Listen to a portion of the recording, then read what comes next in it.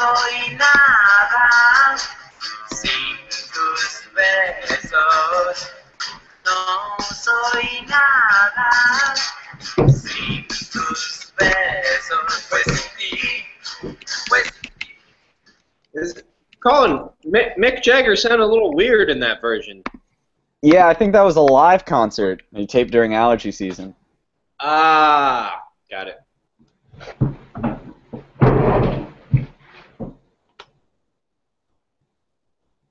This is great. This is great. It's still great.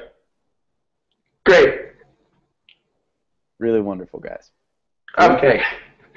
Should I? Who wants to do it? I'll do it. Okay. Should I? Yeah. Okay, I'll do it.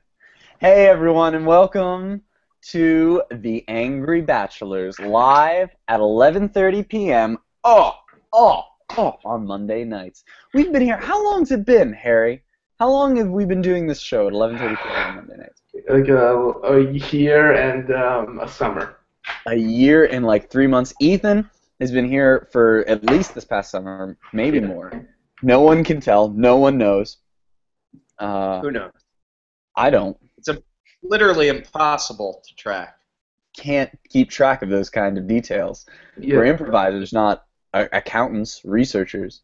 But for the first time in that year and 3 months that we've been doing this show, we've decided to pioneer a new form. A new form which one might say is the most conducive form of improv to be performing on a screen. We've never done it before. It's called the movie. Yes, Screens, the movie. The movie, you say? Colin, please explain. Well, we're going to be doing an improv long-form set where everything that you see is made up in front of you in real time, except we're going to be using the parlance and colloquialisms common in screenwriting, as well as some dramatic camera angles to make it seem like you're watching a film. Colin? Yo. I'm confused. Could you explain it again? I would love to, Harry. We're going to use the parlance and colloquialisms common to screenwriting as well as some dramatic camera angles to sort of recreate the experience of watching the film, except with a more comedic bent, almost a parody or a satire of what one might see if they were to go and catch a film of today. Hey, Colin, I just had some Cheerios in my ear for that whole passage. Would you mind repeating it for one more time? Be my pleasure, Ethan. So we're going to use the colloquialisms and the parlance of screenwriting as well as some dramatic camera angles to try and capture the experience of watching a modern film, despite the fact that this is a long-form improv set where everything we do is made up on the spot for your comedic enjoyment. Colin, I'm just going to, it just sounds like a movie. Exactly. Hence the name of the form, the movie. You can find it in the UCB manual on page... Wait, let me find it. Other long forms. Page 319. 1 second. That's that's not it. Neither of you have the right book. One of you has a Bible. Find it. Is that a Mario Choose Your Own Adventure? Oh no, that's Confederacy of Dunces. You're not going to find it in there. You can look all you want. It's only in this book, the Upright Citizens Brigade Comedy Improvisation Manual. Yep, buy it in stores. It's only $19.99. Here, it says right here on page 394, Ignatius rubbed his mustache and ate chips in Louisiana. No, see, that's not right. It's right here in the UCB Comedy Improvisation Manual. You're not going to see it anywhere else. Oh, that's not even the same book you were holding before. What are you talking about? Colin, you're switching books? No. UCB long Oh, form I could have sworn you were just looking something. Never mind. I could have sworn. Never mind. Forget it. Anyway. So pick up your book today. All we need to get started. That's a pack of pencils. What? That's not a book, Henry. That's a pack of pencils. It's a pre-book. No, it says right here, do you drink the blood of goats? Do you skin the flesh for God? It's the UCB manual. UCB. Don't know what to tell.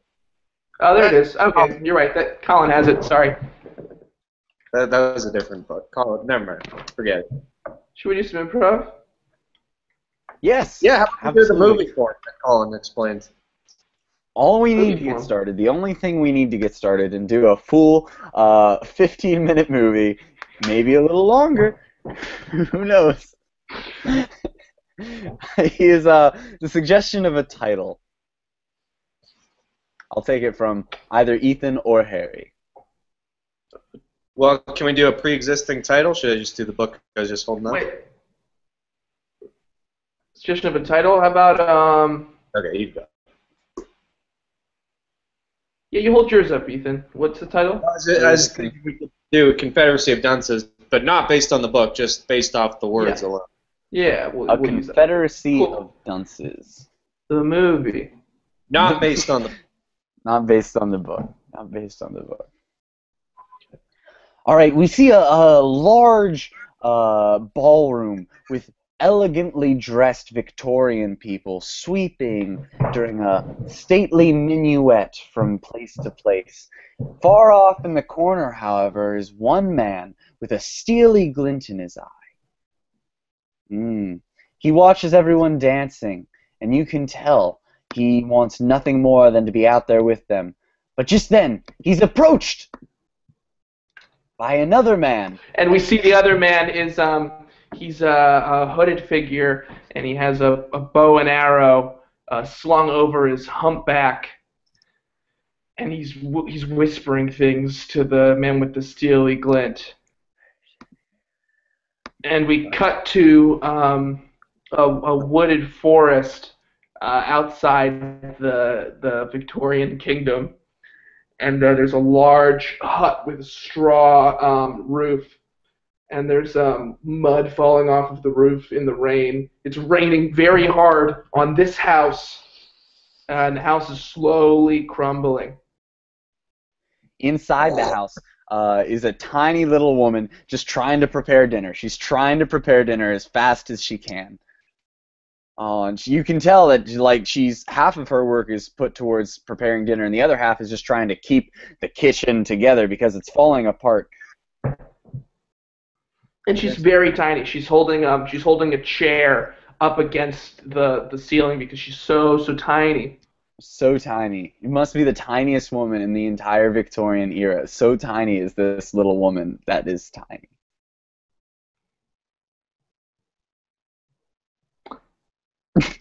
Cut into a marketplace in town. There's a pointed, round pointed store with stars on it, and inside is a wizard, and he's holding a large fat book.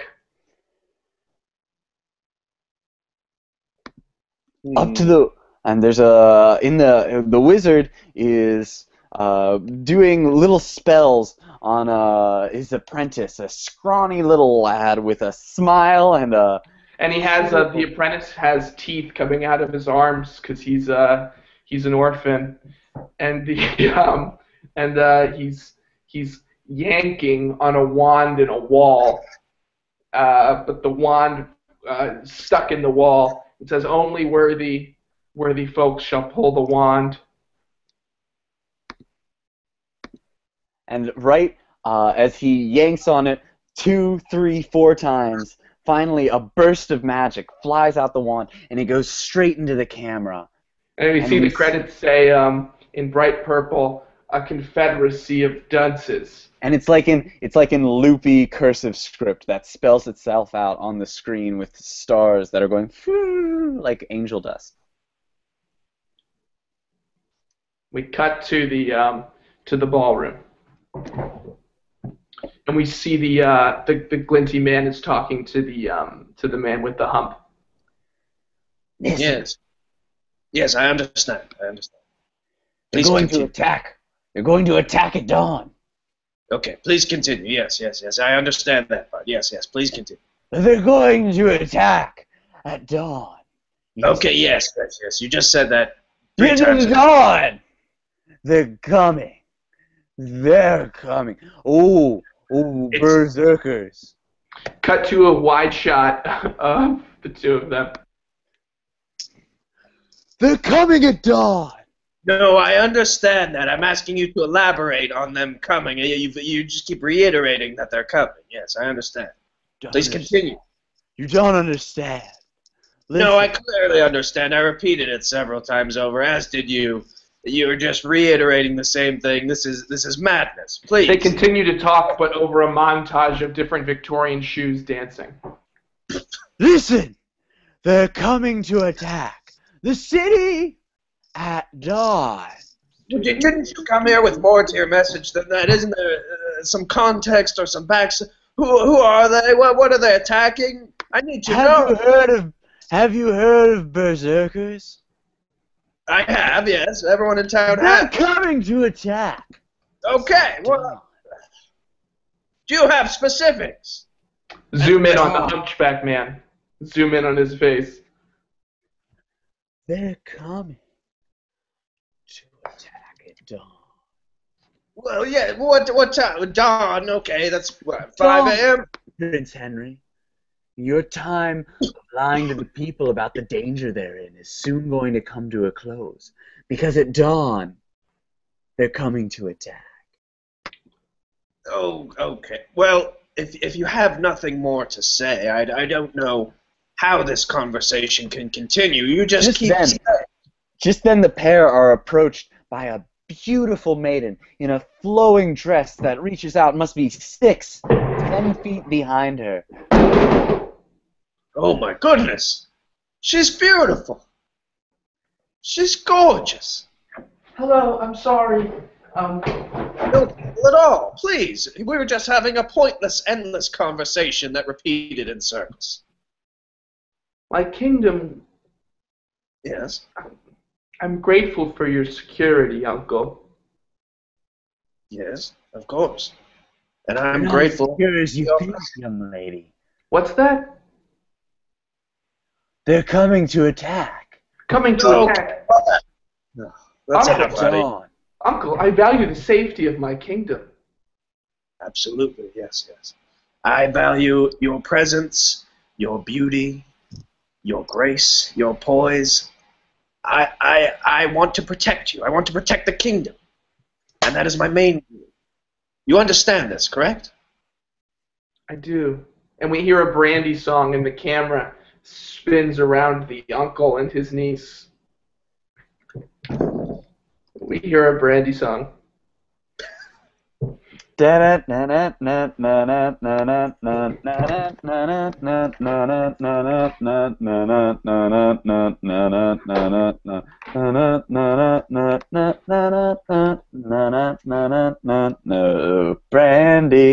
What a beautiful Brandy. Brandy. If only this Brandy. moment could last forever. Brandy. Oh, Uncle. Brandy. Brandy. I'm starting to feel sick. I have to admit. Cut to the hut.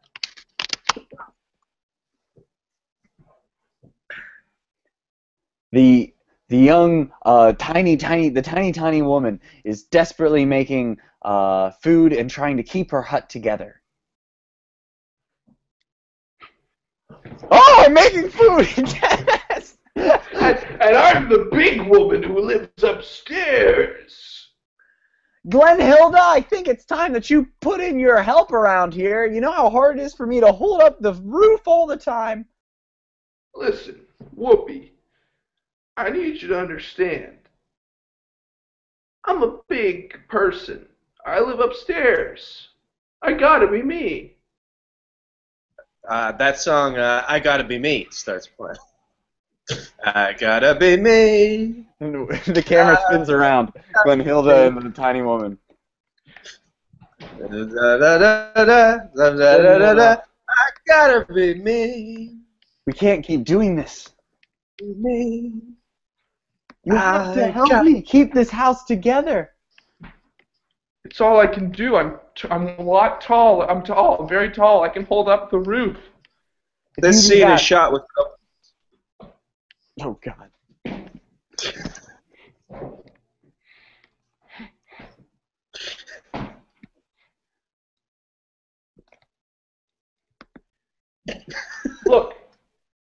Look, I'm really tall. You're really small. But we can work together.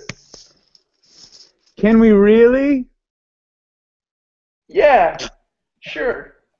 hey, what's that sound? And we hear, we see the cameras start to shake very realistically, as if, yes, as if someone's holding them. And we hear, what's that sound? What's that sound?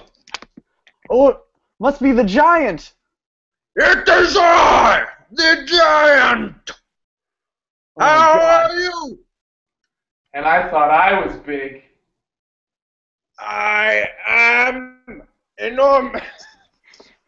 Hello. Hi. Hello? I just came to check in and compare heights. You ripped our roof off.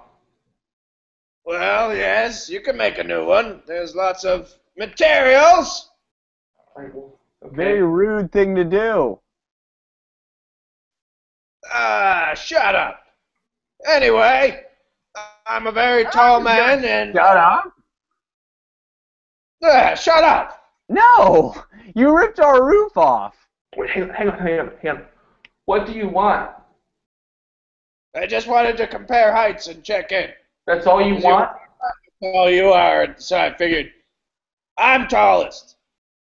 I don't know. You're clearly I'm tall. mostly just know- lonely, and I just... If you're able, to talk. listen, hey, wait, if you're able to rip the roof off a dwelling that we're both able to fit inside, clearly you already knew that you were the tallest. I feel like you just came here to gloat.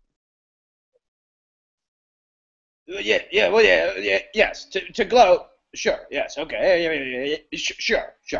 Also, there's not many people I can talk to when I'm this tall, and I heard a conversation going on and figured,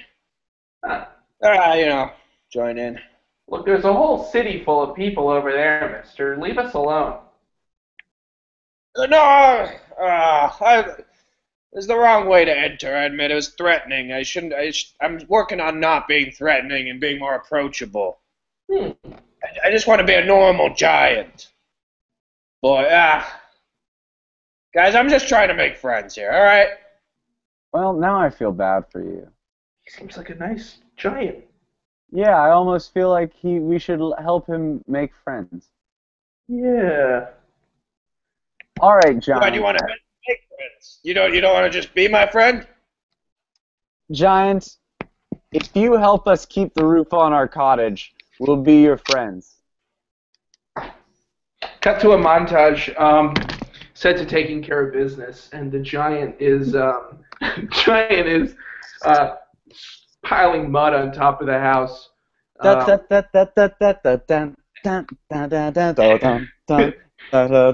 smiling at the two women.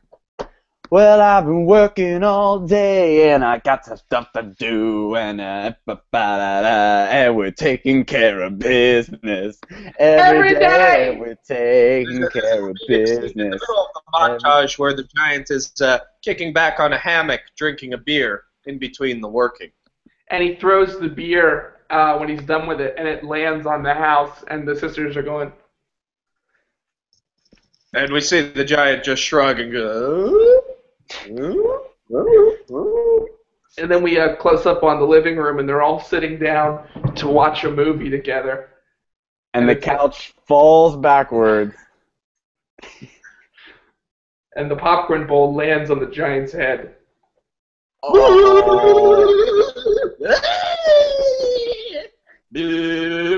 Every day!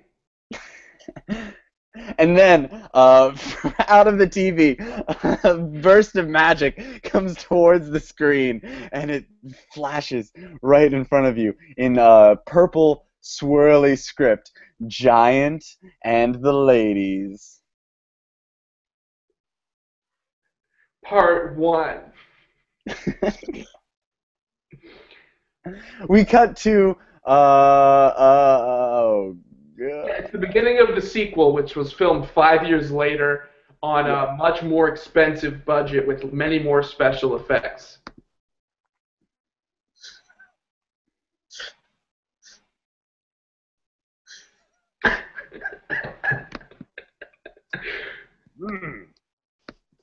I'm back.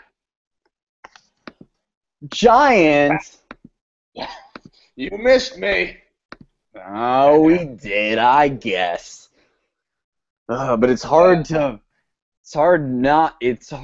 miss such a big person. If I were to throw something at you, you get it? I get it. Look, starting to wonder if we needed to reunite this time. I'm starting to wonder if this was the right time for a reunion, or if it was just more motivated by economic purposes. There's a knock on the door. Yes, hello, come in. Just walk on in. Go ahead, just walk. got back here. It's been 5 years. It's my house. Come in. Johnny Depp is a wizard. Comes in. Oh boy, oh. What a charismatic figure. Sorry. Mr. Depp, why are you dressed as a wizard? Listen, Giant. Can I talk with you privately? Could you just come down here? Could you lean down to me and this wizard? Giant, listen, we are on camera right now, okay? You have to act like you're part of the reality we're pretending to be in, okay? Hey audience, we're making a sequel. You know how those are. He's an A-list actor, you understand. I understand. Okay, back to the show. Sorry, I was smoking a lot of pot. Very good, Mr. Wizard. Thank you. So let me tell you guys a long story. There was a dragon. Ugh. And I got betrayed. It's real sad. Wait, wizard. Okay. Here's your story, your long story. This is what I can recite your entire long story. You said there was dragon. Well, he's not betrayed. finished. There's more. There's more to the story. Don't be impatient. He's got a longer story than that, I'm sure. Please continue. I'm sure Mr. Depp, I mean, Mr. Wizard, has more to say.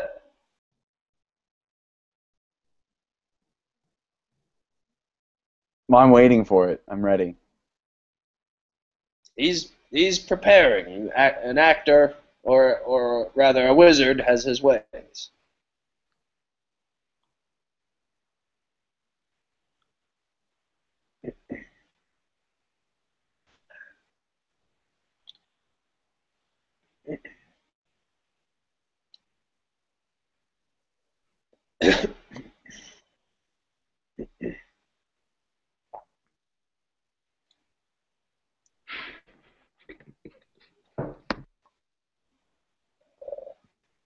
Well, I think. And then the dragon.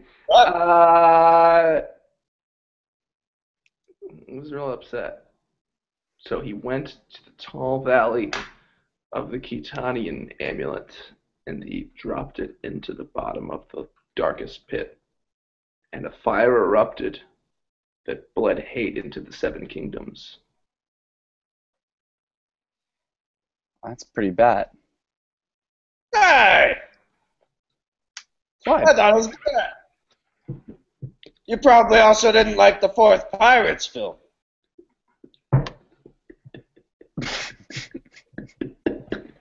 Right? No, I didn't. No, Giant. I didn't mean that his story was bad. I was saying the fact that there was fire of hatred being spewed into all the four kingdoms. That's what I meant was bad. Oh, that's what you thought was bad about it. Hatred's bad. Yes.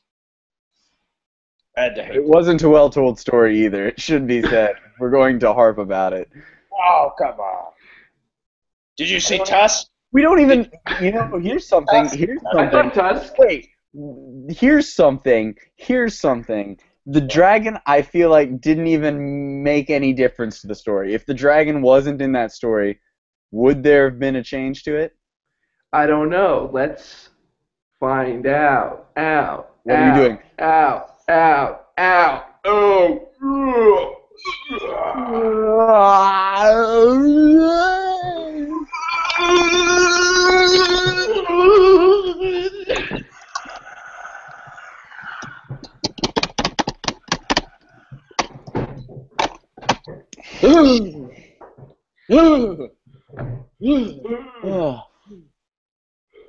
Oh, where are we? It's like we're still just in that living room. Oh yes, we're right where we were 5 minutes ago. just the same place. Same exact place. Oh, but the pie is done now. Look. Oh, So I guess in this universe where the dragon wasn't in that story, we finished the pie earlier. wonderful. Well, let's eat. We see Keith Richards is cutting the pie. Looks good. Thanks, Keith.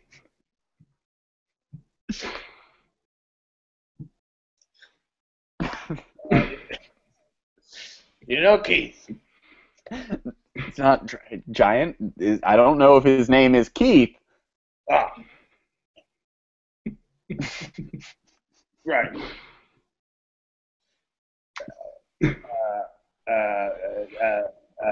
Jack Sparrow Sr. Keith.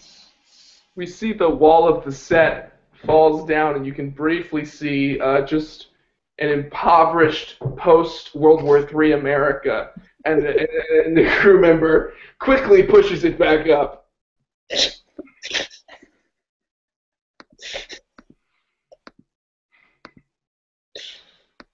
Times are tough. Times are tough. Yes, times are tough in the medieval times, but the important thing is to press on. It's why we do what we do here in the little hut in the middle of the forest, right, Wizard? That's right. That's why we just fuck all day. Cut to a montage, just all of them fucking all day, and then end part 1. Beginning of part 3.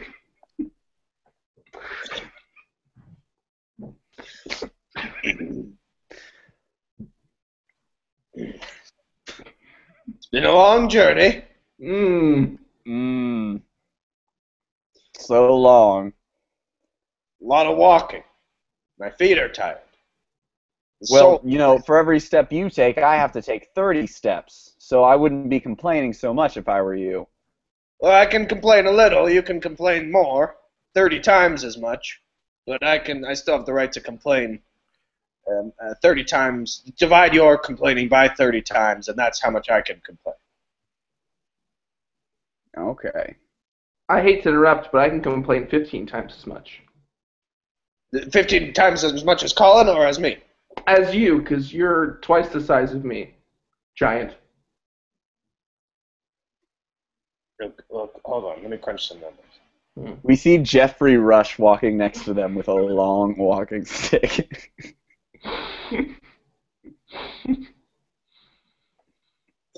Did you guys like the Hobbit trilogy? Yes, I did. It's a good series of films. Yeah. You guys know what I love? What do you love?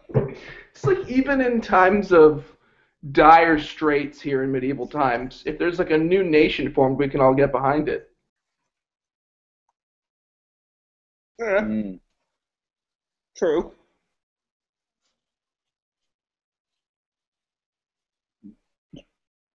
I would. You guys should all vote for Malia Obama. Sasha disappointed our country. She wasn't quite the leader that the elders predicted she would be. But, sure, I will vote for her, yes.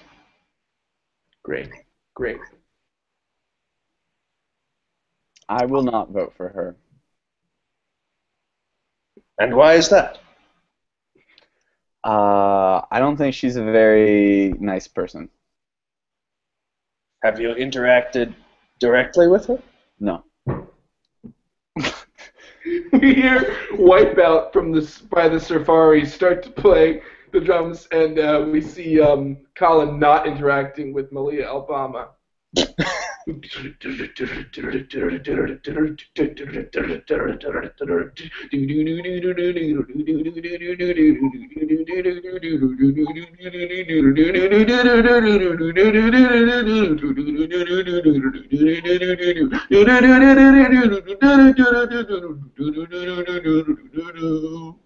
Damn. Mr. Gossel. Very nice to meet you. Mr. Gossel. Damn. Okay, well, we'll move on. Down. Down.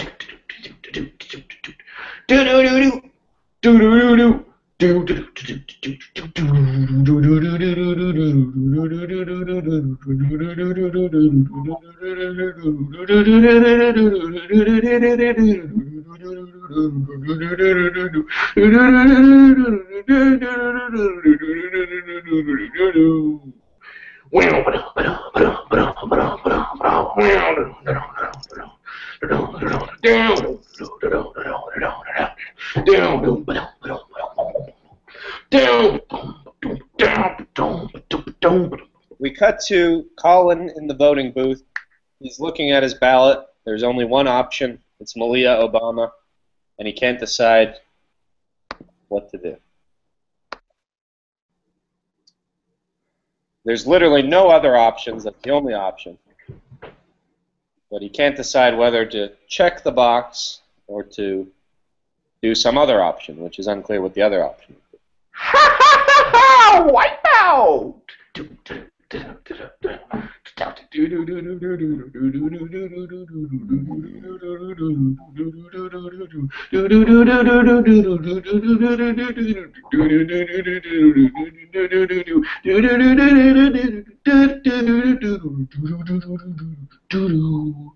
Sir, voting closes in 5 minutes, so we'll need you to make It's my voting process. Let me think. Absolutely. Cut back to the living room. Oh, Mr. Depp, you considering doing Tusk 2? Is that in the cards? You know, it's the thing about Jump Street, thing about Nightmare, thing about Tusk 2 is all about the writing. Interesting. How was Kevin Smith working on that, speaking of the writing? Yes. We'll get back to the quest in a minute, but yeah, let's talk about this. Kevin Smith is he's really a character, and it just comes down to the writing, you know. I like Jay and Silent Bob. Yes. My daughter's we watch classic humor. It's Abbott and Costello. It's Lou Abbott and Lou Costello. Snoochie Boochies. Yes, it's the Blues Brothers. It's Jay and Silent Bob. It's the Mighty Boosh. That's what it is. The Tales of the Time. Anyways, good talk. We should continue our quest. I finished the pie. Well, let's eat. We see they're eating out of an empty tin, but they're imagining the food, and we see an imagined feast cut between nothing on the table. For just a second, on the screen, static flickers across, and we see haunting images of cities in flames or falling apart, crumbling as giant monsters crawl out of the sea and tear people into the depths, before flashing back to the three of them eating out of the empty pan. We're imagining. Comically oversized fork.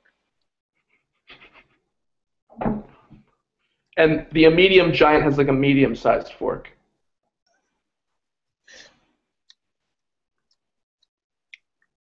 I have a small fork.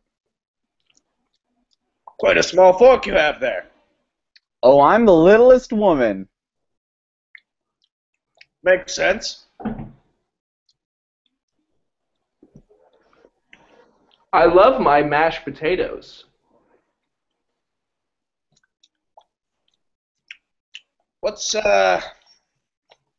What's that noise? Oh, that's nothing. Cut inside the tiny woman. There's a factory of people.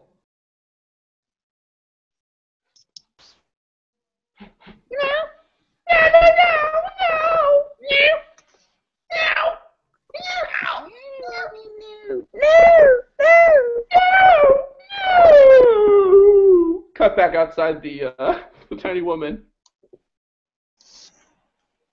Orlando Bloom is now sitting on the couch.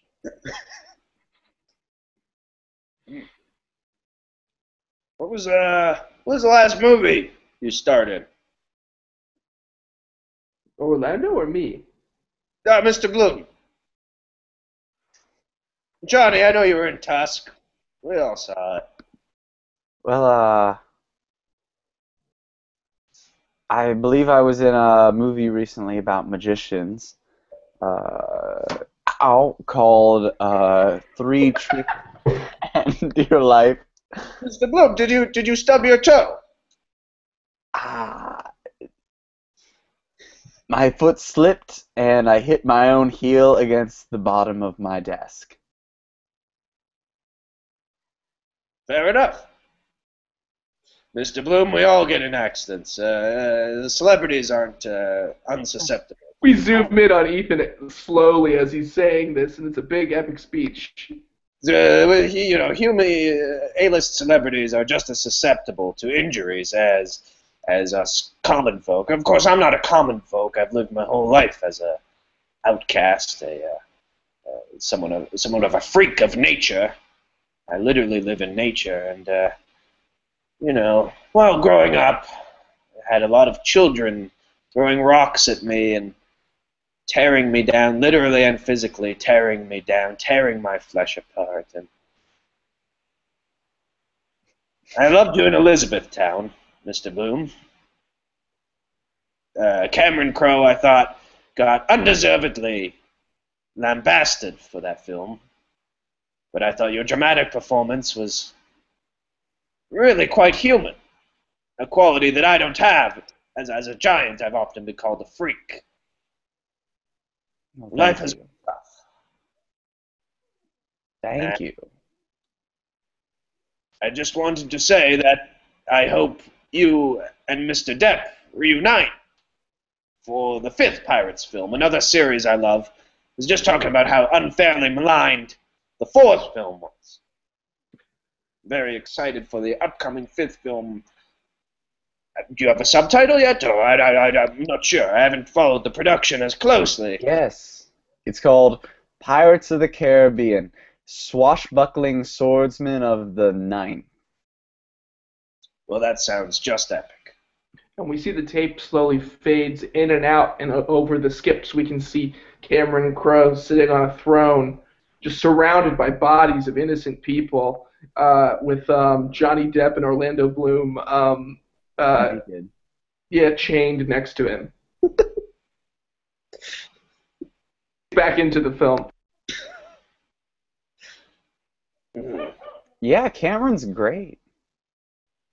Yeah, Jerry Maguire, of course, Almost Famous, of course. Say Anything earlier in his career, when John Cusack wasn't quite as, he's kind of kooky now, but back then he was more of a teen idol. Sort of like you were. I guess you're sort of past your prime. No offense, no offense. Hey, How is that not offensive? Well, okay, that was very offensive. I shouldn't have said that. That's things you think about actors, and then you interact with them. You shouldn't directly say that to them when you interact. That was definitely a faux pas. Maybe I should sue myself. That was a very embarrassing thing to say. I This apologize. has got to be one of the worst late-night talk shows I've ever been on. Jay, you're funny, man. And we see credits, a Cameron Crowe film. The end.